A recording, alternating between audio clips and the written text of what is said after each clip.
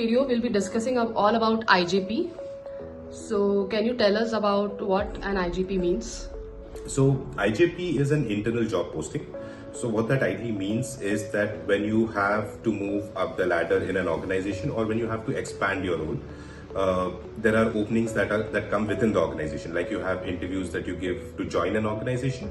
In the similar way, when you're working with an organization, and if there is more work that the organization has received, they want leaders.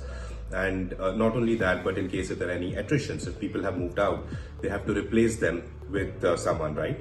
So they might not necessarily go outside first. They might want to hire within the organization, and that is where IJPs come into place, where it can be a vertical growth, it can be a horizontal growth. So it can be a promotion. Somebody who is doing really well can ideally get promoted, or somebody who's doing really well can work towards expanding their role in terms of taking up more responsibilities and initiatives. Many employees consider IJPs to be a biased process. What are your thoughts about it? Okay, so let me put it this way. I wouldn't call IJP a biased process. I would call it a well thought process, right? Now, I'll tell you why I say this, okay? And I'll quote this with an example. Now, say for example, and I'll ask you some questions. Now, say for example, you own a shop. Now, when you own a shop, you have like about say 5 people who are working in your shop. And say if you have to go on a 1-month leave and you had to, and you wanted somebody to sit and manage the cash counter. Now, managing the cash counter, and the shop is running pretty well. So managing the cash counter of the shop would be a critical activity. So whom would you ideally select to be the person who would manage this cash counter? It would be the person I trust the most amongst the 5. I mean, obviously, I would have observed all this while of who takes the responsibility and who I think is capable of the job. Perfect. So ideally, what you mean to say is that you want somebody who's strong on integrity. You want somebody who can lead the others as and when need be. You want somebody whom you can completely trust. Now, is it fair for the other 4 people to say that, oh, she is biased? No. Right? So that is what happens in an IJP. So to answer your question, is IJP a biased process? No, it is not really a biased process, because this entire process involves when there is a manager or when there is a leader who's interviewing people, right? They are going to consider all the aspects of this person, of whatever this person has done in his tenure within the organization. So all these things do get considered. Not only that, but a lot of other aspects, like as I said, integrity, trust.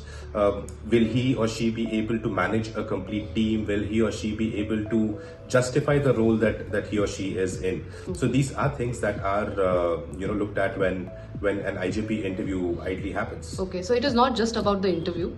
It is about how they have been performing till date.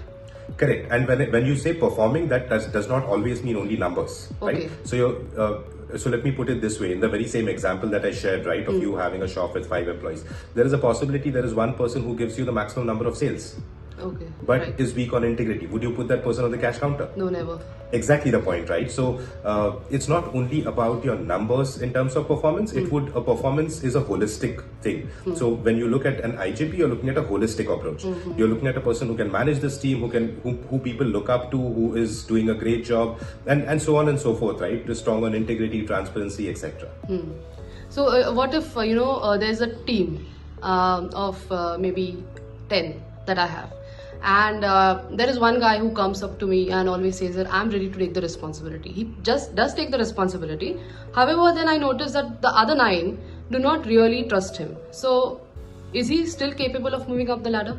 Okay, so yes, he is capable of moving up the ladder. However, first he needs to work towards building the trust for the other 9. Now the point is, why do the other 9 not trust him? Now, what will happen? Let me quote this with an example, right? And I'll again ask you some questions out here. Again, with the same scenario that you shared, you have 10 people in your team. Of that, one person always walks up to you and says, I want to take up more initiatives, I want to take up more responsibilities, etc. You start giving that person initiatives and responsibilities. So say if you're a manager, you have started giving that person initiatives and responsibilities of a team leader, of what a team leader does. Now that would also involve team management. What that also means is that the person needs to be evaluated also in terms of his team building skills, also in terms of how well he is able to manage the team, and does the team really look up to him. Correct. Now and that is what actually would make a difference for him. That becomes a make or break situation for him, right? And you being the manager has to regularly give him or her the feedback that, you know what, you have done a fantastic job, you're taking up more initiatives, everything is just perfect. The problem is the team does not trust you. Now, if you say that it is a well thought process, then why do all the candidates who have applied for this role even get interviewed? Okay, that's a very interesting question, right? So the reason I say that is because the candidates have an option of applying for any IJP post they completing a specific set or a criteria, right? So say for example, 18 months with a standard rating of a met expectation. So once I complete that, I feel that okay, I need to grow up the ladder, and the candidate has an option of applying for it, right? Now, looking at it from an interviewer's angle, I think it's more important to interview everybody. The only reason being that this would be showing a candidate the mirror. So telling the candidate that these are places where you can improve. And that's not the end of the world, right? So IJP is not the end of the world. So this becomes an opportunity for the manager or for the interviewer to tell the candidate that these are places you need to work upon, these are places that you need to improve upon, these are things that you have lacked. Now, obviously, that's not a feedback session, so you're not really going to give a feedback, but you're going to ask questions in a way where you make the candidate realize that these are things you should ideally be working upon, right? So that is the reason that every candidate ideally needs to get interviewed.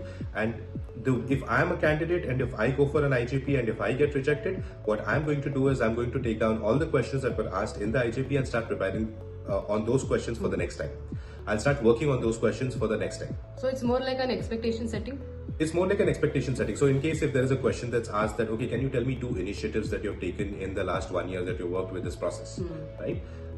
All of a sudden I start thinking, okay, what were the 2 initiatives that I took, and I don't have anything. So what I'm going to do is I might possibly just try to put a filler out there. I might say, I supported my colleague when he was in trouble in terms of a particular process.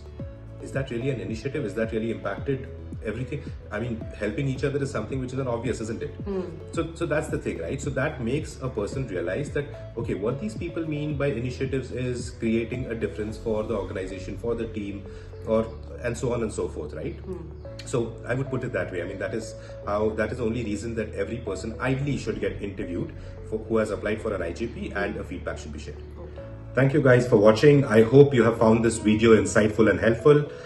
If you have, please do like and subscribe to our channel, and do not forget to share it with all of your friends who need help and support in cracking IJPs.